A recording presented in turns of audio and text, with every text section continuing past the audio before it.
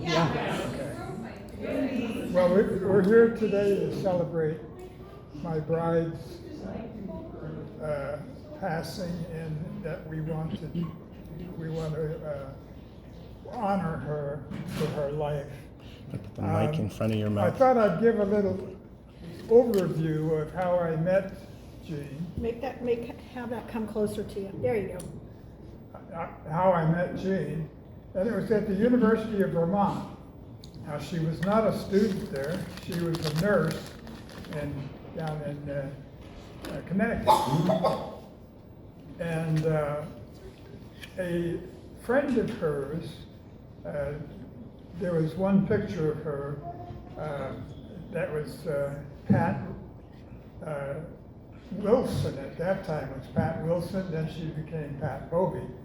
But they were good friends in high school. They graduated from Catholic school together. And Pat wanted to bring her up for what's called cakewalk. Now, cakewalk at the University of Vermont used to be the big thing of the year. And what it was, the fraternities all had two guys that were dancers. And they did where you kick your legs up in the air like this. And they practiced that over and over again, so that if you looked at the side, you only see one silhouette. Oh. And the fraternities used to do that. Plus, there was a whole week of stuff. There was a formal dance. They had the fraternity parties, which were always kind of wild, and other skits and things going on for a whole week. So Pat wanted to get her up there, and she knew the medical staff because she was a med tech, and she knew the guys that were working to be doctors. And there were two next to me, a room next to me. So she asked one of them if they knew anybody that would like to be on a blind date. And they asked me, and I said, no, I didn't have any money at that time. And so I kept saying no, and then all of a sudden my mother sent me extra money because she knew I accepted a job with Howard Hughes, and I'd be crossing the country. I needed airfare. I didn't have any other money. So I used some of that 400, and I said yes. So I went over to her. She was staying with three other girls. That was over near the campus. And so Jean stayed with that group of girls. And so I went over to meet her first time. So I walked into the house, and I see this beautiful blonde, blue-eyed girl is going to be my date for a week. And it blew me away. She was just so beautiful. Yeah. And so we spent the week going to all these activities, and at the end of the week she went home. And I wrote a letter immediately that, hey, I had a good time, and she wrote one back, I did too, and that was the beginning. So I hitchhiked two other times that semester, it was the last semester, to Connecticut to see her and her dog, Mickey. That was the dog we saw. And I got to know her parents and that sort of thing. And then she came up for graduation. Both Pat and I were graduating. And the senior class had rented a boat out on Lake Champlain, one of those old paddle wheel boats. And we had a ball on that, drinks and food and everything. And I learned that Pat couldn't handle liquor very well. but it was a good time out there. And then we had the graduation. And after graduation, the three of us, Pat, Jean, and I, were in the front seat of her car. You could get three people in the front seat of a car. And we're sitting there, what do you want to do? She could stay a few more days up in Burlington. And we didn't know. So I said, let me call my grandma, my good old grandma on Long Island. I stayed with the grandma 5 summers in a row before him, I worked at Grumman Aircraft building airplanes to earn money for college. Oh, wow. And anyway, my grandmother said, yeah, come on down, you're welcome. So we drive up to her house and she comes out and she goes, I didn't know they were girls. Because I never brought girls around. But anyway, she said, you're welcome here. Uh-huh. And so we went to, you saw some pictures of Coney Island, you know, where the, and Jones Beach where the sharks are right now. That was on there. And we had a good time. We went to the beaches and we went to New York City and went to the park in New York City. And we took that buggy ride around, you know, horse and buggy ride. We had fun doing that. But anyway, it was time to go home Sunday. And so we're packing up. I had to get ready to go to California to work for Hughes. So it was Sunday, we were packing up, and Pat was in another room packing up. But Gina and I were sitting in her living room, and I was in a dilemma. I was going to be leaving, and I really loved this girl. I blurted out, would you marry me? Oh. Wow. And she said yes. And that's how we got started.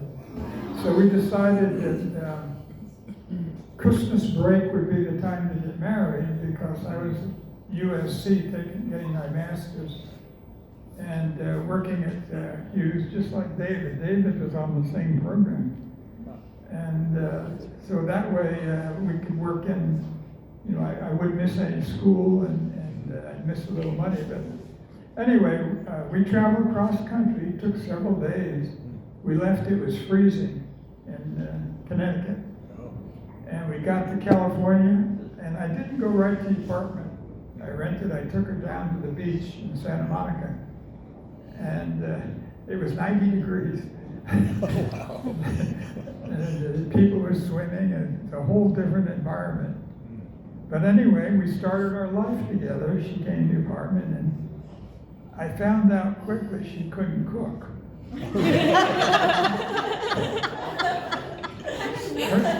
Her mother wouldn't let her in the kitchen to cook. No. She was one of these, this goes here, that goes there, and don't bother that, you know. And so she never learned to cook. So we bought a cookbook. And Was that the red she one? learned very rapidly how to cook. She was a good cook. Yeah.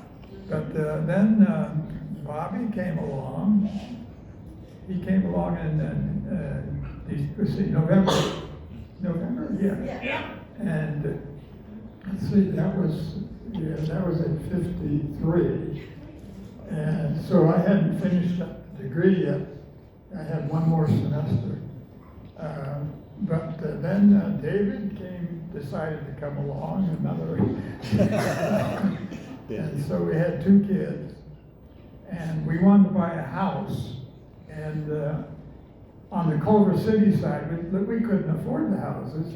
You had to go to the San Fernando Valley. But you had to be a madman to live over there and work at Hughes with traffic on the highway. They didn't have the 405. You know, is that 405? Yeah. It was something Boulevard. I forgot the name. But anyway, a lot of the guys that I worked with had lived in the valley, but they had apartments over on the Culver City side, so they only went home on weekends. But anyway, GE came to town interviewing, and they were looking for people to work on the Atlas system guidance. It's a guidance system. And I accepted the job. Jean was happy because we're going to be her parents. It was Utica, New York. And so she was thrilled. She wanted to see more of her parents, and that was fine. But time went by, and I found out, GE was making it was called a radio guidance system, and another company was building the inertial guidance system. the radio system, they were worried it would be jammed by the Russians off the coast. The inertial was working good, so GE moved us, a few of us, down to Bethesda, Maryland. Oh, by the way, I left out Debbie and Mark. They were born up in Utica. I was Utica, yeah. Pardon? I was born in Utica. You were the first one that was born after, after David, you were born. Yeah. Right, I left you out too. Anyway, we had a load of kids, 5 of us, and Oh, wow. we moved to Maryland. GE had us working on proposals, computer systems, and using them to tie into specialized, is that working? Debbie? A specialized, Yeah. Yeah, it stopped working. Somebody can go over and go to the speaker. Somebody stand up and run to the speaker over there. Do what? Run to that speaker. There's an off button. You have to flip it on and off. Yep.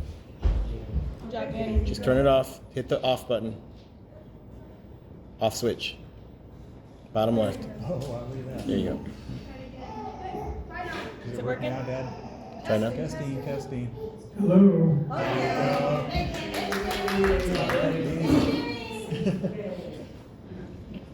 Okay. So we went to, Went to Maryland. Utica, New York, and we had a bunch of kids by then, starting with Roger after David and Mom. Yeah. And so we worked on those proposals for quite a while, and we could never get one, or the GE was mad because we wouldn't use their computer. Oh. We always used IBM or Univac because they had more power. So they shipped us to Phoenix to work at the computer department and using their computers. Oh. And so that's how I got over there. Wait a minute, did I say, let's see, New York? Yeah. I left out Bethesda. We worked on those other proposals in Bethesda, and that's where we couldn't sell anything, and they shipped us to Phoenix. But by this time, we had another child. Yeah. That one over there. She was born in a snowstorm down in Maryland. So now we have 6 kids and a cat, and we got moved to Phoenix with GE. Well, Some of the drive. we hit a snowstorm all the way across, and Phoenix had snow for the first time in a long Oh, time. Phoenix had snow. But anyway, Wait on the front. we started doing proposals using the GE systems, and we were doing pretty good. I was a project engineer at Cape Canaveral with our system, collecting telemetry data and then distribute it out to the conductors. You've seen those pictures of all the test conductors. We used to send it to the appropriate place. And pretty soon, one of the bosses there said, "What happens if if the system goes down?" And we said, "We'd be down." And he said, "Get another computer." Oh, So we had 2. But anyway, that went on for a while. But GE hired one of the top people from IBM, and he came in and he was smart. But he said, "You're going to need a lot more money." So he flew back to New York to ask for more money from GE.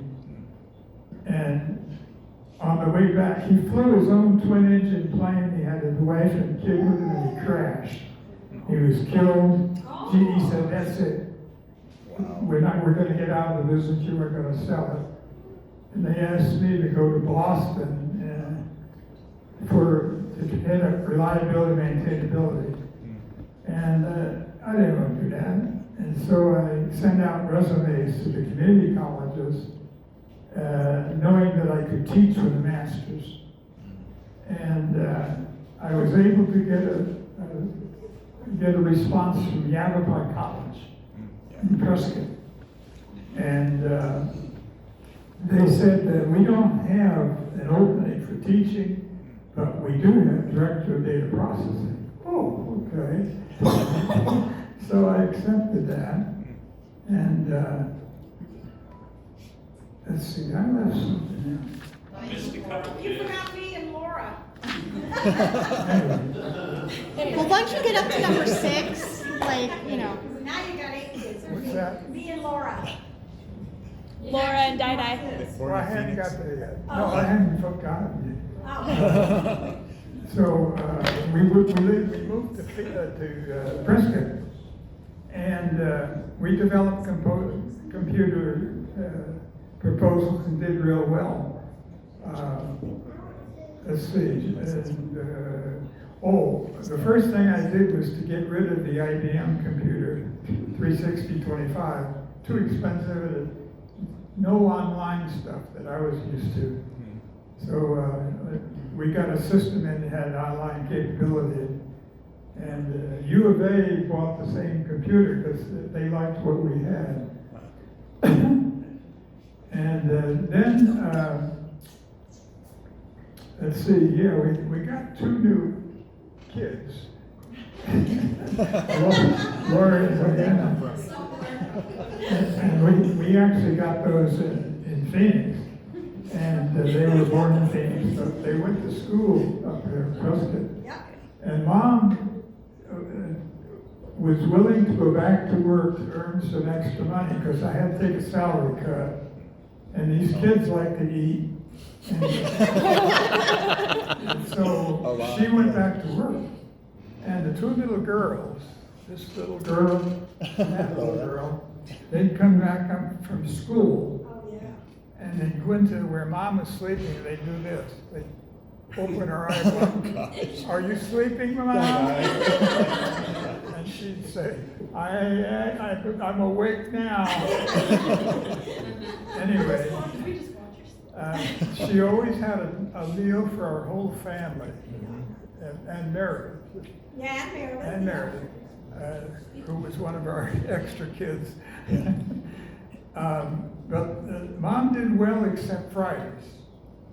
Friday, you eat fish when you're Catholic. Oh, that was She didn't know how to cook fish. She bought these fish the sticks. fish sticks. It tastes like barbecue. So we're sitting around the table, and the dogs are under the table. And these You guys know are. about that? Come here, Maddie. Want some So fish? anyway, she never did really learn to cook fish. That was Friday. Prescott, okay, let me take a look at my notes a minute. Yeah, that's it. Yeah. Yeah, we also used to. I did teach courses up there too. Yeah, Diane and Laura, okay. Then I also got my PhD when I was in Prescott. Was it Preston? And so I immediately was looking for a job at a university. That's what I really wanted. And Northern Arizona University had an interview. It was the best interview I ever had. I just fit right into what they wanted. I was an engineer. They wanted somebody to teach production operations management, which is a required business course. But that summer, before I started, I had Laura. She came with me, and I did some work looking at their computer center because they were having a lot of trouble with it. And so I wrote a big, thick report, and I gave one to the president, one to my dean. And the president also was a good friend. He was a brand new president when I started, but I've been working with him on coordination with the community colleges.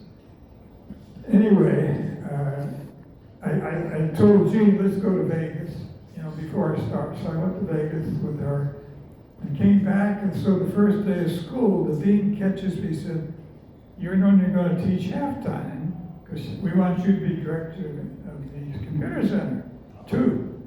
So I said, okay. And then the next weekend was funny. the Board of Regents meeting was the next weekend, and the president was gonna take and propose my dean, the guy I was gonna work for, to be the academic vice president. Well, our faculty were there at the meeting, they don't want that, so they protested. And so he quickly made my dean the vice president for business affairs. Well, he didn't know anything about business affairs, so immediately the next day, Monday, called me and said, "You're gonna be working for me as assistant vice president." Because I had all the experience at from Yavapai. So it fit right into his plan, and that worked out. And Mom still went back to work in the hospital.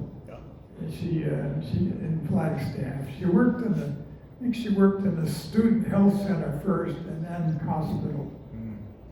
So she kept busy. Let's see. Then I joined. A Kiwanis Club, a service club. Oh, that's right. And Jean liked what I was doing, so she joined, and she became a greeter for the meetings, greeting the people coming in. But then I got to be president of the club, and I took her as my secretary business person, so she did that for the club. And when we had regional meetings, you know, they came from California all over. She worked hard coordinating and stuff. So she did a lot of work in that. Let's see, and she got into spreadsheets. She loved spreadsheets. She had every little pain she had is on the spreadsheet. All her medical stuff is all documented. Wow. And all the nice stuff I needed for Kiwanis was documented. All the Christmas houses. Oh, yeah. Her Christmas houses. What's that? The Christmas houses. She had on a spreadsheet. Yeah, she had a space. Okay, Yeah. in a minute. Let's see, what was I gonna say? Oh, also, she loved the computer and made all her Christmas cards, birthday cards. She loved to make them for personalized them, is what she did. And she loved that.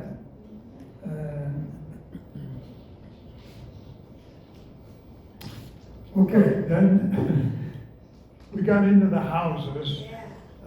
She bought, let's see, what were they called? Department 56. Tell them, Jess. It was the Department 56. Yeah, Department 56 houses. I don't know if you've seen those. They're really not, we had, I don't know, zillions of them. So we had houses all over the house. And there was a setup at the front door, and we had bedrooms, houses everywhere. She loved to do that at Christmas. She decorated a lot of stuff at Christmas time. And she loved those houses. Is Jane here? There she is. Yeah, Jane likes those houses, so she's taken some of them and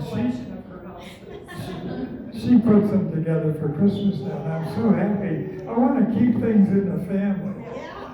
So anybody that likes the houses, I got a bunch.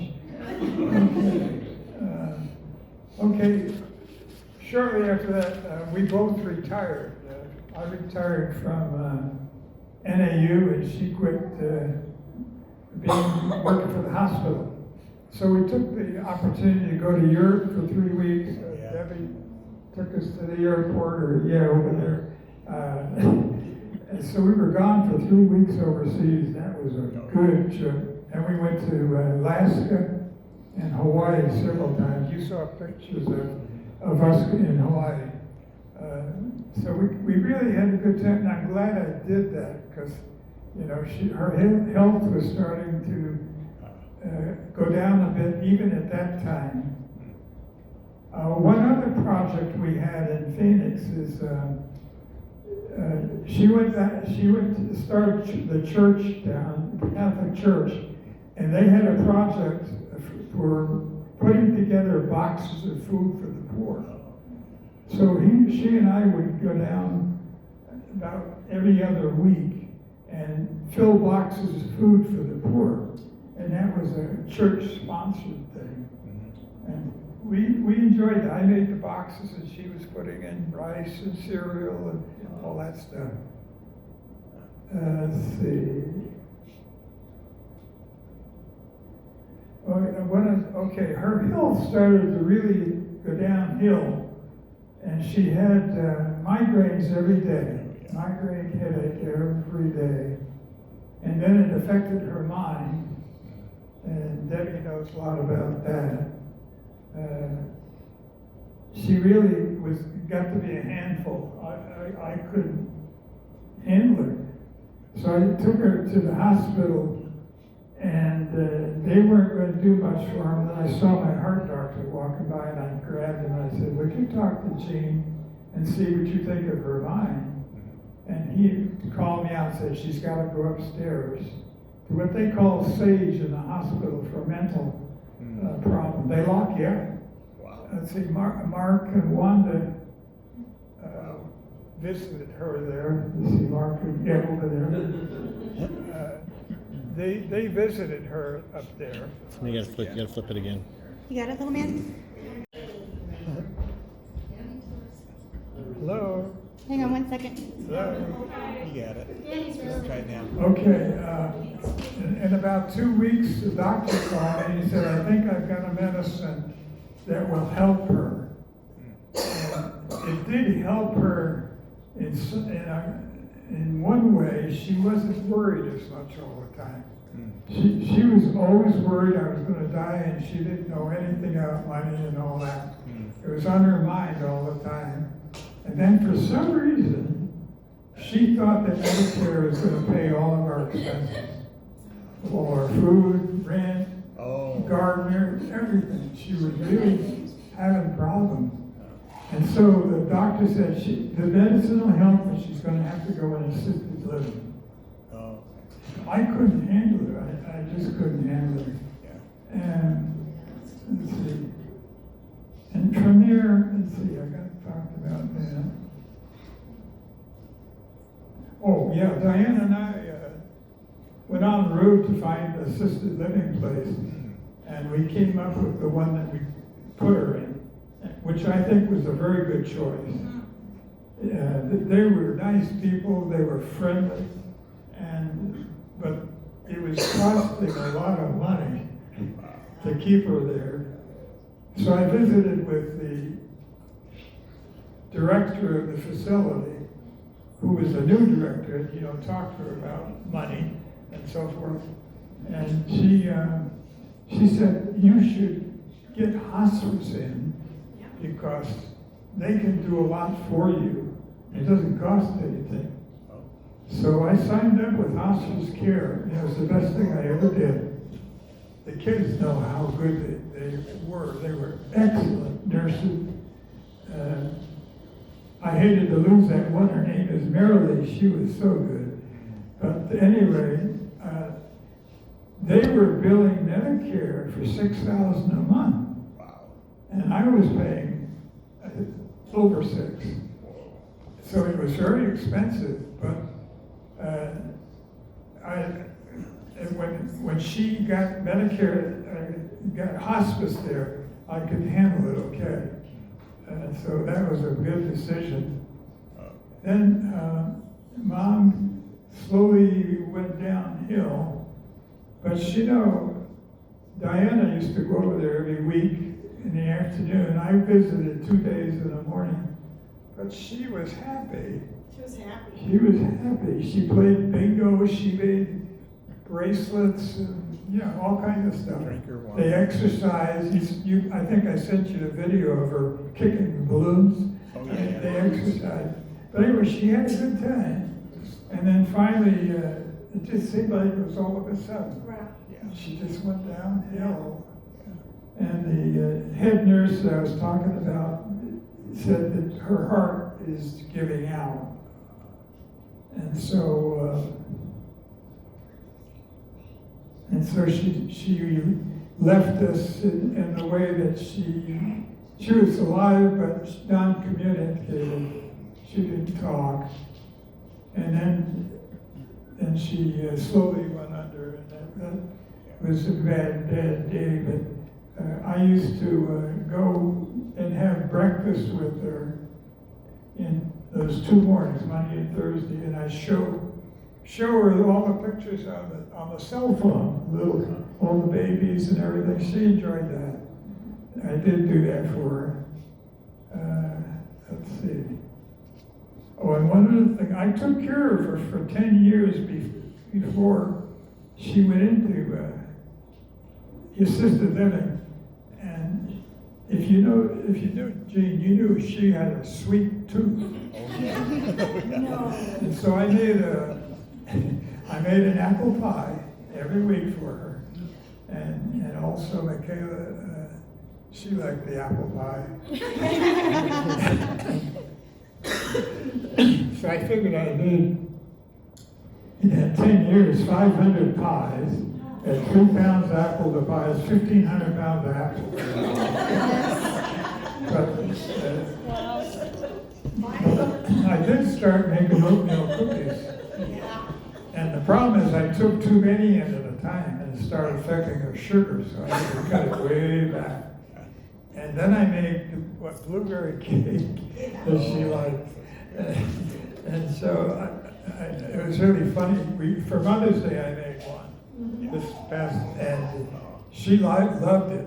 But I had some left over, and I brought it in a Tupperware to her, and I said, I'm going to put this in the refrigerator for you. She grabbed it out of my hand.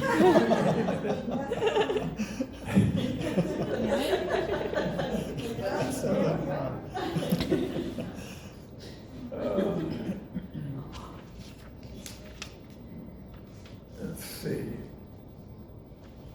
Oh, and over the years, our whole family went to Mission Beach every summer. And that was kind of the crowning glory of our year. The kids and us, we had a ball. And one thing Jean did, as soon as she got to Mission Beach, she went in the ocean. She was in the ocean all day. She loved that. And it went with a sailboat, so I used to go sailing. I'd take her. And then Mark brought over his boat. Oh. And that went pretty fast in the bay. And she liked that. She liked speed. she gave up on my sailboat. We had a good time over there every summer. Oh, yeah. Wow. We told the kids, the little ones, they had to go with 2. You had to be 2 at a time, so you can't watch over each other. But they can tell you they had a wonderful time, and I did too, and Mom did.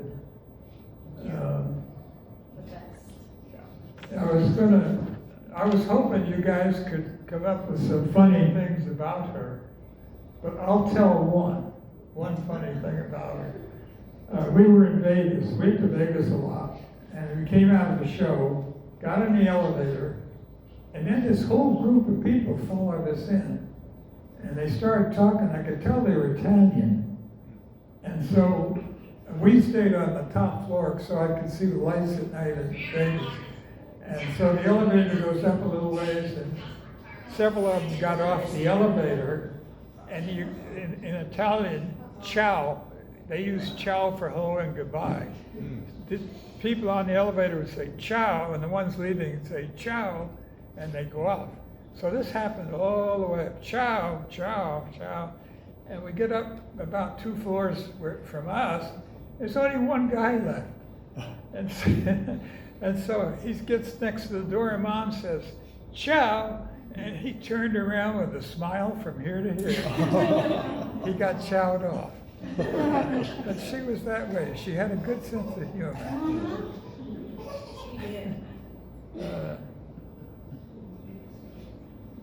I feel terrible that I'm losing her, but I'm happy that she's out of pain. Right. So if you guys want to tell stories, that's good. But I just want to say I want to thank you all for honoring her today. especially the ones that, it's the, all of you that visited Mom. I'm so happy you did, even Bob. When Bob came over, she was thrilled. David brought Bob. I was thrilled. And She was beaming. that made a big impression. But seeing you guys and the pictures, that was good. Diana was so good. She'd go over every week. She did her nails and hair and played bingo with her and all kinds of things. She really was good. Let's see. And then when she got real bad and was not speaking,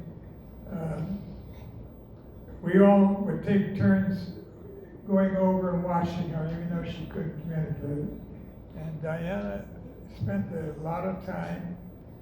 Mark and Wanda came up, and of course Debbie, Linda, Michaela, they were all there. Oh, and then Linda cooked for us for a couple of days. Yeah. Kayla? And what should I say about Debbie? Oh, we yeah. should just give her a round of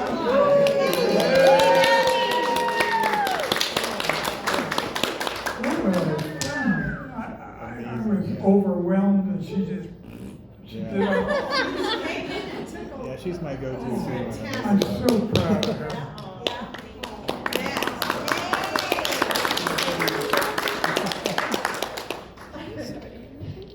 Well, I think I'm done, and so if you want to tell a joke about her or something. joke? I've got this. Funny stories.